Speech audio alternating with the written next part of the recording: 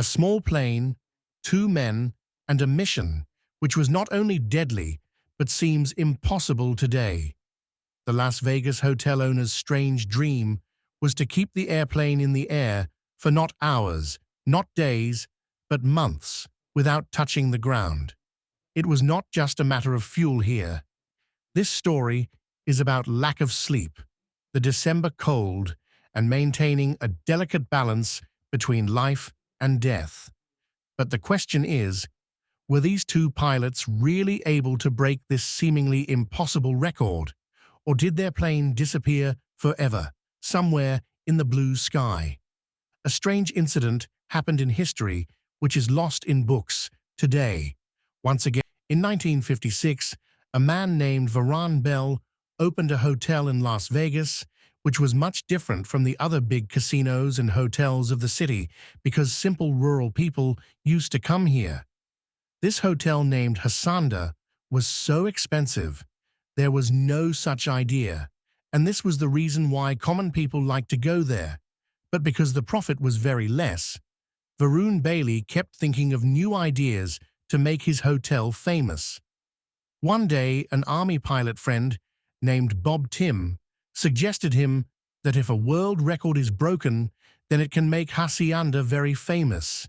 He suggested flying a plane, which can fly for months and not days without touching the ground. Varun liked this idea, but will it really make the hotel famous or not? And most importantly, how will it be possible? It is important to understand here that when the airplane was invented, its flight time was first recorded in seconds. It was important for pilots and mechanics to know how long an airplane can fly in the air. With time, planes became advanced, and so did their flight time, and a time came when the question came to the fuel tank. This means that the bigger the fuel tank, the longer the flight time. In 1923, the US Army solved this problem by refueling a plane in the air from another plane. After that, the first record of endurance flight was broken immediately. The first world record was broken by a DA-4B plane by flying continuously for 37 hours after refueling 9 times in the air. After that, a new series of breaking world records began. America was crazy about endurance flight, and this record was broken 5 times in 1929 alone. But by the time Bob Timm was giving this idea to Warren, the power of this world record had been lost, because now it was not about the limits of the engine or fuel tank of the plane, but about testing the physical limits of the human being. Bob Timm was talking about breaking a world record, which was set in 1949 by 2 Navy pilots who flew an Aeroplane sedan plane for 46 days. He built the plane by keeping it in the air for 100 kilometers, and his purpose was also highlighted in the media. Varun Bailey, the owner of Honda, found this idea very good for promoting the hotel, and he requested Bob Timm to complete this mission, because Bob Timm was a famous World War II pilot. Timm first went to McCarran Field Airport and bought an Army 172 aircraft from there, and also hired a mechanic so that the plane could be modified for endurance flight. First of all, he removed the co-pilot's seat, because if Timm had to stay in the air for more than a month, then he would definitely need a co-pilot, and both these pilots would fly the plane in shifts. One pilot would handle the control, and the other would sleep on the form pad kept in the co-pilot's place. He also removed the bench of the back row, in place of which only an 8 square feet storage was made, in which essential items could be kept, and the cabin A small sink was fitted in one corner of the cabin, so that one could occasionally take a sponge bath in the 4-foot-high cabin. Then they installed a 995-gallon belly tank, so that there was an extra fuel tank besides the wings. An electric winch was installed to pull the fuel pipe up in the belly tank to refuel it during flight. They removed the co-pilot door and replaced it with a folding door, which would provide easy access to the fuel port of the belly tank. Today, hanging from a flying plane is only seen in movies, but it was a common thing in those days. Even till 1950, aerial stuntmen performed many such scenes in which one had to go from one plane to another during flight. To make refueling as less dangerous as possible, a small folding platform was also built outside the co-pilot door, so that by standing on it, the pipe can be connected to the port of the belly tank. And this platform was the only place in the plane where one could stand straight, otherwise there was only a place to sit or lie down inside the Cessna 172. They also made many changes in the engine of the plane and wrote big hijack outside the plane, which was the most important objective of this entire mission. Now, it was the turn to do test flights. Test flights started in the summer of 1958, but problems started arising one after the other. The co-pilot that Timm had hired earlier did not get along with each other during the test flights. Both of them often used to disagree with each other on some issue or the other. The first test flight failed, the second also failed, and in the third test flight, both of them had such a fight that Timm fired the co-pilot from the job. The problem was in the exhaust valve present in the engine of the aircraft, which was getting heated again and again. They had launched the mission thrice, but failed miserably. On top of that, when he was trying to make a new world record, he was not able to make any progress. While they were making their failed test flights, at the same time, famous pilots Jim Heath and Bill Burker had already made a new world record by staying in the air for 50 days on the same SAM 172 aircraft.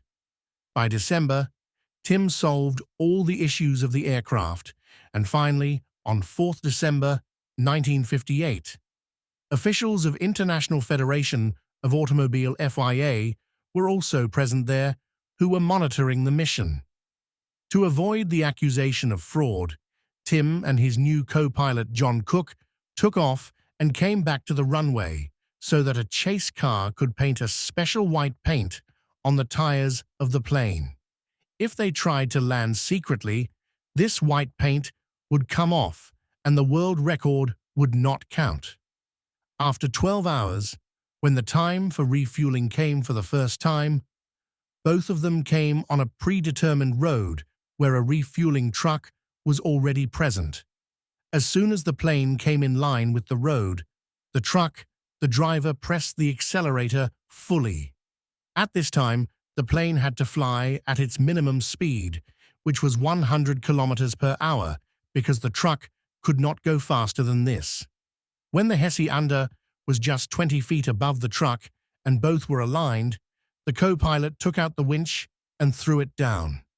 The workers present in the truck attached a pipe to this winch, and then the winch was pulled up. This pipe was connected to the port of the belly tank, and then the truck was signaled to turn on the fuel pump. For the next 3 minutes, the Hesse and the truck were right next to each other. During this time, if even a small mistake was made, or the speed of either of them increased or decreased, the only result was death. When the belly tank was full, the co-pilot took out the pipe and threw it back down and flew in the sky again for the next 12 hours. If they had to break the world record of 50 days, then the same process had to be followed at least. This will have to be repeated 100 times. Timm and Cook flew over Las Vegas for a few days so that if there is any problem with the plane, the landing strip is nearby. But when everything started to look good, they started spending a lot of time over the deserted plains of California. Fuel efficiency improves at high altitudes, but the temperature also becomes freezing. And due to modifications in the doors of the Honda, its insulation was no longer good. So to avoid the cold, they decided to fly close to the ground. The views are good at low altitudes, but mountains and clouds can prove to be fatal at night. Both the pilots had become good friends by staying together. Both used to read books exercise, and spend time chatting in their free time. They used to take advantage of refueling twice a day to take up not only fuel but also other necessary things like water, containers, engine oil, and hussy egg chef's food. Here you must be wondering that where did the food he ate go, i.e., where did he use the toilet? He had kept a folding camp toilet seat in the plane, under which a waste bag was attached. Actually, he used to empty this plastic bag full of waste over the deserted plains of California. He never told this himself, but after the death of the co-pilot, his wife told him. Now Timm and Cook had spent 36 days in the air. They also spent their New Year's Eve in the plane, but the effects of fatigue and tension started showing. Both of them were facing a lot of crampedness in the small plane cabin. They were not able to sleep properly due to the noise of the plane engine. One night it happened that Timm fell asleep while sitting on the controls, and this happened just a few minutes before the co-pilot's shift started. Surprisingly, the next day, up to an hour, Timm did not wake up, and the plane kept flying straight on the autopilot. When Timm woke up, the plane was flying at a low altitude inside a canyon in an unknown place. If Timm had not woken up for a few more minutes, the plane would have hit a mountain, because the autopilot's responsibility was to keep the plane straight and not to prevent it from aborting. On January 12th, i.e., day 39, a serious problem occurred in the plane. The plane's generator failed, meaning that now the radio, lights, heater, and the system of pumping fuel from the belly tank into the wings would not work. The ground crew sent up a small wind turbine, but it could only generate enough electricity to run the radios. For the remaining days, the fuel had to be pumped manually by hand. Due to the absence of lights, the process of refueling at night also became very difficult, especially when there was a new moon. They solved this problem by tying a flashlight to the winch. The problem was solved by a searchlight, so that the ground crew could see where to attach the pipe, and a searchlight truck was driven 300 feet ahead of the refueling truck. The problems got worse. The plane's fuel gauge went bad, the tachometer failed, and carbon deposits started forming in the engine. As the record-breaking time on January 23rd drew near, Honda finally started getting the publicity that Honda owner Bailey wanted. Bailey made a schedule of flights over every major city and published it in newspapers so that people could see the plane and cover this historic moment.